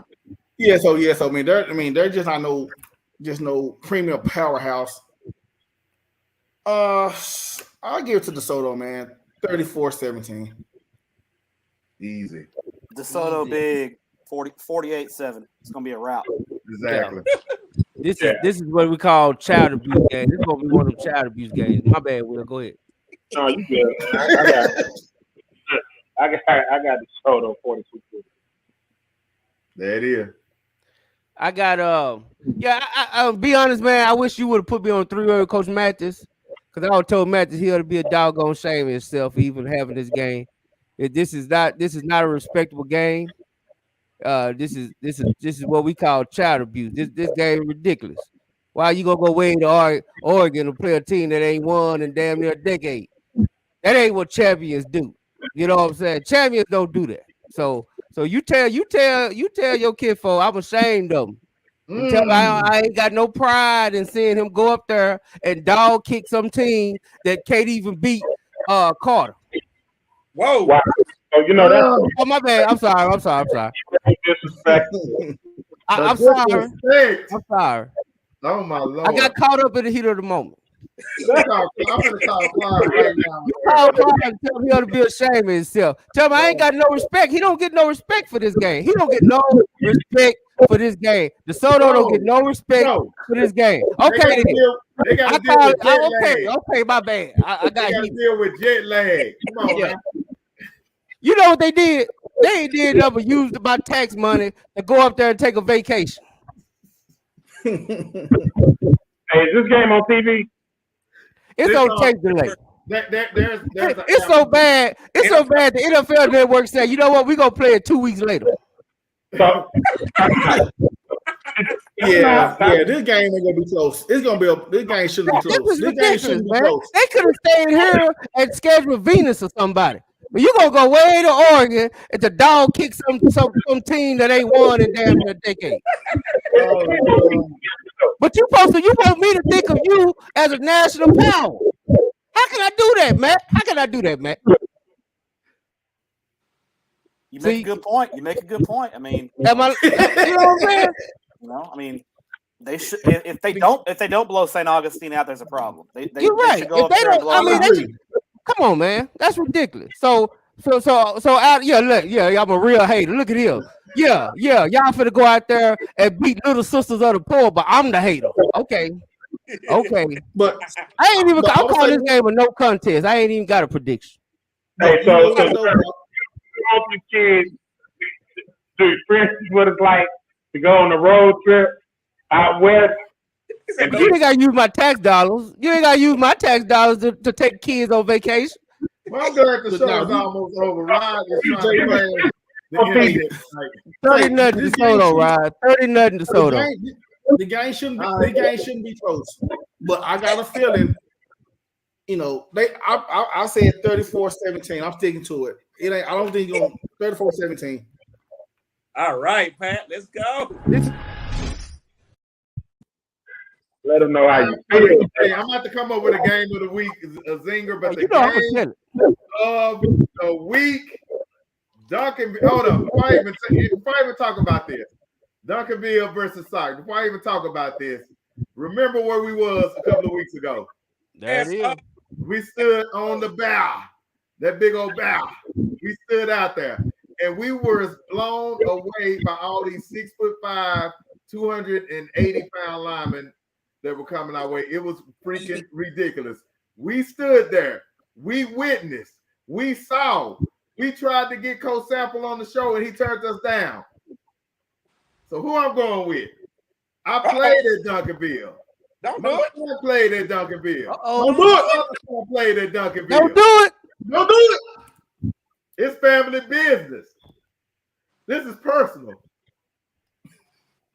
Oh my God. This Drum roll.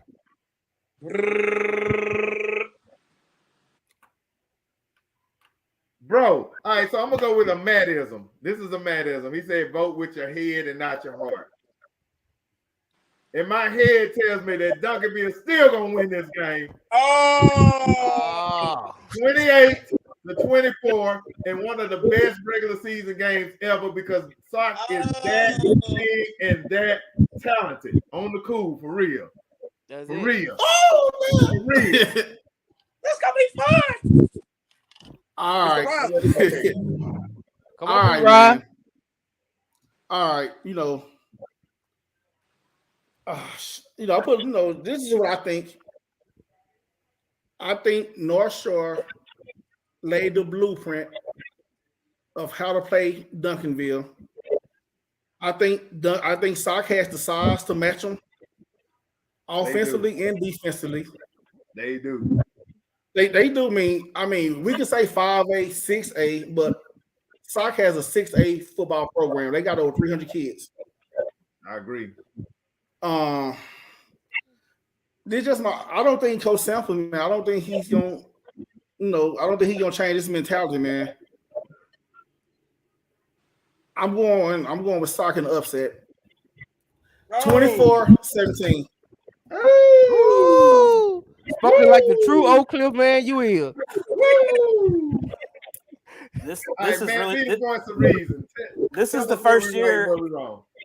For me, this is the first year that South Oak Cliff really truly can match up with Duncanville in the trenches. That's been the difference the past couple of years. Is Duncanville's has been a little bit better up front on both sides of the ball. I think South Oak Cliff matches up with them this year. It's their best shot to beat Duncanville. I still got to go with Duncanville in a close one, 31-27. But I wouldn't be surprised if Sock won. The first quarter is going to tell me a lot. If South Oak Cliff gets off to a fast start, I think they can pull the upset. The first quarter is going to tell the tale in this game. But I'll stick with Duncanville 31-27 for now. Hey, Will. Okay. So, look, Matt said the first quarter is going to tell him everything. You got a thing about special teams, the first play on special teams. What's that? Yeah, so you can tell by the opening kickoff what team is going to be bad and what team is going to be terrible. Going to be good. So if you get a penalty on the opening kickoff, whether you're on kickoff team or kickoff return team, you're typically a bad football team. You'll be bad for the rest of the year. You won't recover. You'll just be bad on this. Details. It's details.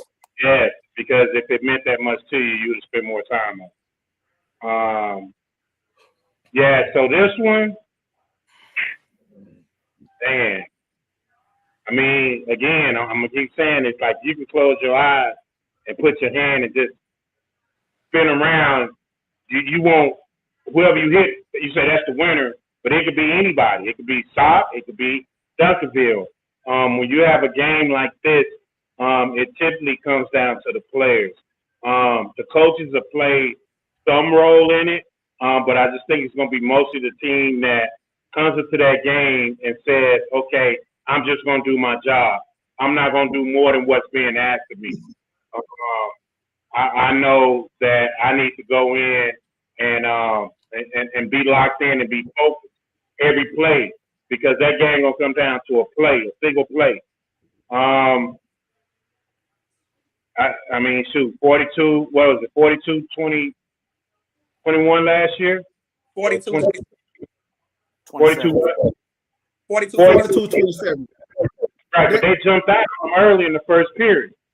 Yeah. You know what I'm saying? So, and you got to remember last year Dunkerville had already played a game. Sock had their first game canceled, so Sock started out slow in that game.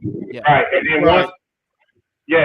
once Sock caught on, we saw what Sock was. We didn't know at that particular point, but even that situation is more indicative of Sock and their whole destiny, and everything about them was overcoming adversity all the way through.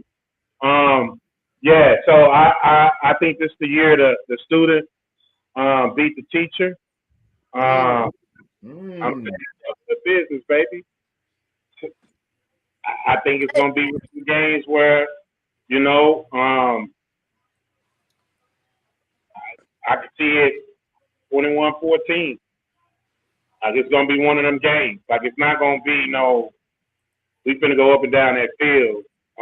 They're too good and they're evenly matched, like you said, Matt, up front. Like soccer's not a 5A team. Like we need to stop saying that when we look at them. You know what I'm saying? They have depth, they have size, they have speed, they have everything that you're looking for, and the Division I offers show that. They look like an old Carter team. So I'm gonna tell you, they look good. Wow.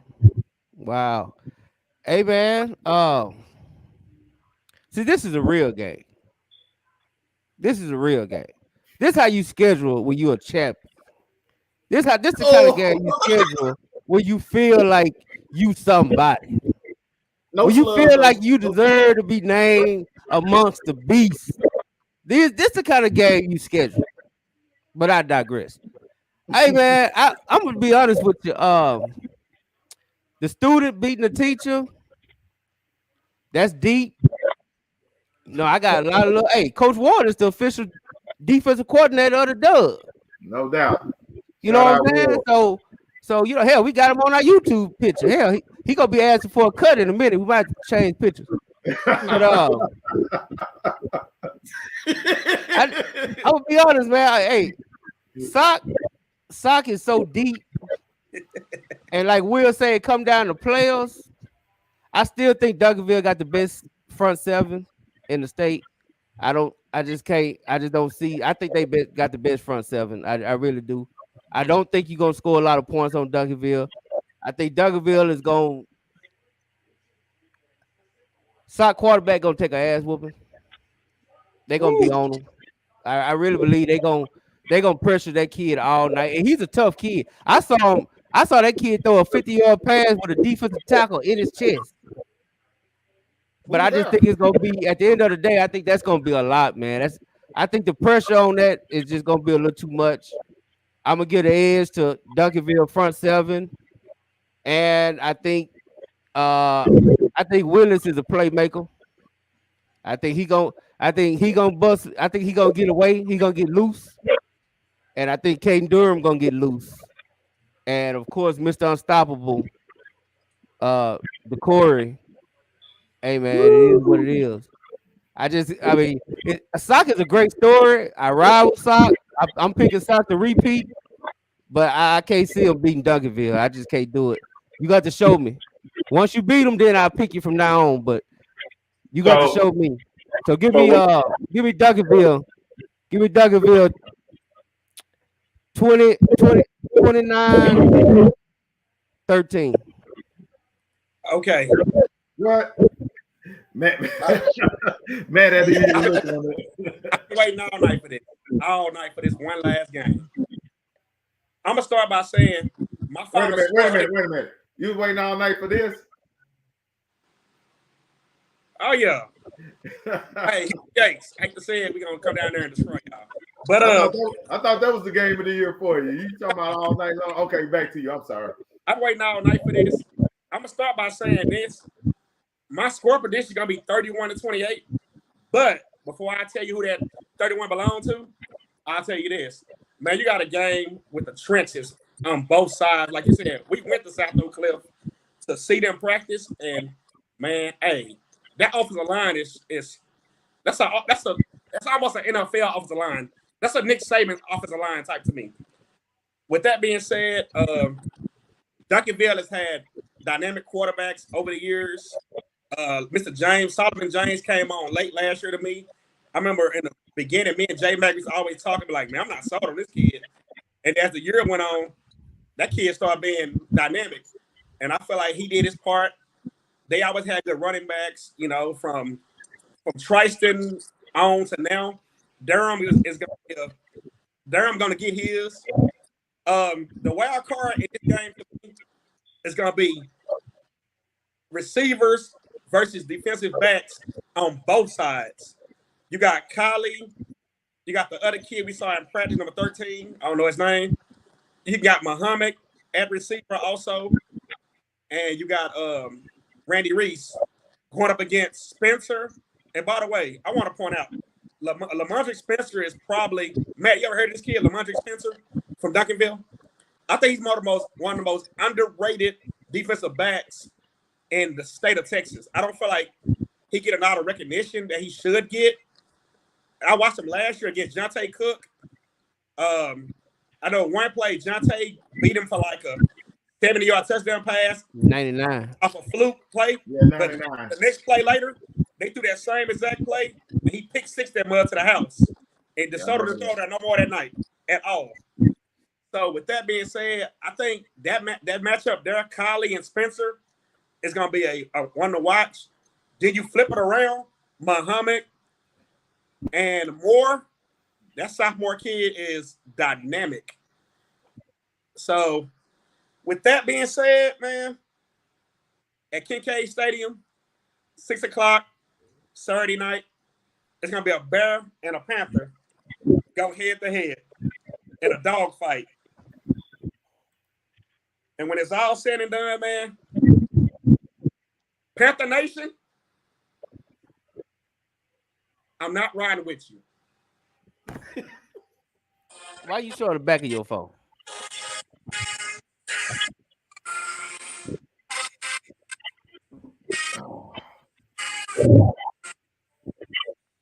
Look, I'm gonna say this. All I know is, hold on, Pat. All I'm gonna say is, I don't want none of y'all, not you, Matt, but you welcome, Matt. But I bet not see none of y'all missing on Sunday show. All you people that are, I bet not see, because I'm coming to your house. I bet not see you missing. That's all I'm gonna say. Miss what? Don't miss Sunday show. I'm knocking on your door. Well, hey guys, it's been a great show. Man, y'all said it was gonna be a long show tonight, and we don't know. Look, Matt, we set out to do this show in 59 minutes every week, and we have never gone close to that. So talking high school football, you can't beat it. You can't do it. It's hard to do, Matt. So Matt, go ahead, Will. I just got one question. Well, not even a question. I know we didn't put this as a player game of the week, but can we put Kimball and whoever else they playing? Because I want to pick back. West Mesquite. Yeah. Go ahead. You know what I mean? Need to give him a shout out, show him some love. Pray. All right, this one don't count. This one Hey, don't count. shout out to Coach Bam and Kimball. I got West Mesquite 30 to 10. I got Kimball winning big. And you know what I mean? It's his first game. What you got, Matt? Bam's my guy, but West Mesquite wins 34-20. 34-20. See now Matt thinking like I'm thinking. Yeah. And I'm the same way. Bam is my guy. Bam is gonna take his first L, but he'll be all right in a couple of years. I say 30 to 12, 13, something like that. That'll make a field goal, extra point. Hey man, it's gonna be a long year for the K. I'll just let y'all know that. Yeah, and that's no shade to Bam, man. It's just you kind of came in late to the process, and next year we'll see the fruits of your labor. This year you got to kind of labor. Well, Kimball Nation, I'll just say it to you like this. I'm sorry to tell you guys, but by next week, y'all be 0-2. West Mesquite. Oh. Ooh, I forgot. We got the verses next week. Kimball versus Carter. Yes, sir. Oh man, we got to have Coach Spencer back on. Yes, sir. So man, hey, we appreciate Hutch for coming in the building. Coach ELZIE. I forgot to mess with him about his name. He got one of them old school names. Like a name from the 1940s. But ELZIE, we got mad love for you, brother. I know they're gonna be out there. I'm gonna be out of town. Matt, anything you want to promote or push? I think you podcast, anything like that you want to promote before you get out of here? Yeah, just TexasFootball.com, and then that's where all of our stuff is. My Twitter's right there at Matt_Step817, and then we do the podcast Tep and Step every week during the season. And then we have a daily show every day for free at noon on Texas Football Today at noon every day, Monday through Friday at noon. Hey, Matt, so we're going to have to do you like we do the coaches. We always ask for sideline passes. Now we're asking for an invite on the show. You got to bring us out today. Absolutely. We'll make it happen. Yes, sir. I'll definitely see y'all at a game or two. I'll be at Carter Kimball next Saturday, so I'll see some of y'all there. Oh yeah. As a matter of fact, remember, you are an honorary employee, so we'll get you a dub shirt for that game so you can be on the sideline with us. There you go. I don't know if Tep gonna let him wear the dub shirt. Tep might not. All right, well look. Well, here, tell Tep to get us a hat, and we'll promote y'all here at the same time. I'll see what we'll do a little cross promotion. I like it. There you go. Don't be a stranger, man. We gotta have you back on. Talk some more game. Anytime y'all have me on, let me know. Yes, sir. Sure. Hey, good to see you, Matt. Big fan, bro. Good to see you, Coach. Yes, sir. All right, man. All right, y'all. You are looking live at The Dub